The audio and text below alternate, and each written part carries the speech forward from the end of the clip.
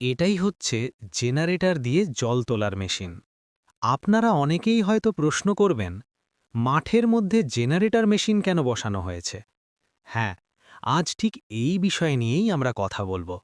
অনুগ্রহ করে একটু মন দিয়ে দেখুন, মন দিয়ে শুনুন। আপনারা যে মাঠটা দেখছেন, এই মাঠটা কিন্তু সত্যিই অনেক বড়। আজ যতটা বড় দেখাচ্ছে, আগে এর চেয়েও অনেক বেশি বিস্তৃত ছিল। কিন্তু সময়ের সঙ্গে সঙ্গে চারদিক থেকে যেভাবে ঘরবাড়ি, বসতি আর কংক্রিটের দেয়াল মাঠের দিকে এগিয়ে আসছে, তাতে মনে হয় আর কিছুদিনের মধ্যেই হয়তো এই খোলা মাঠটা আর থাকবে না।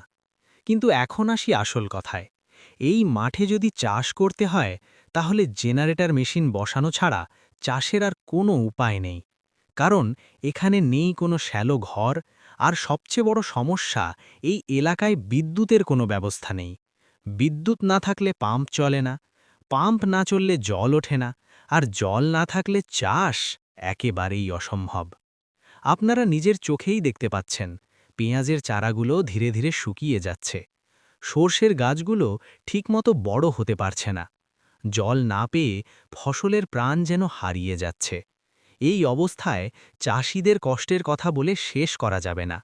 তবুও এই চাষিরাই দিনের পর দিন রোদে পুড়ে, বৃষ্টিতে ভিজে, অসংখ্য কষ্ট আর পরিশ্রমের মধ্য দিয়ে আপনার আর আমার ঘরে খাদ্য পৌঁছে দিচ্ছে।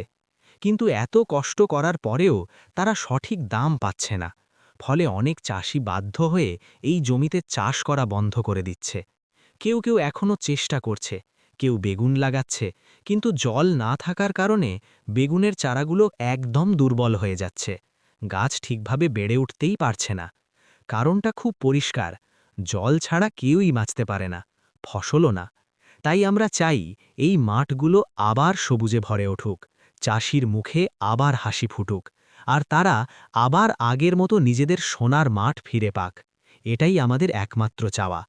এই পর্যন্তই আজকের ভিডিও। আপনারা যদি সত্যিই চাষির কষ্ট বোঝেন, যদি সত্যিই চান ভালো ফসল আর সুস্থ কৃষি, তাহলে ভিডিওটি অবশ্যই একটি লাইক দিন আর বেশি বেশি করে শেয়ার করুন। ধন্যবাদ।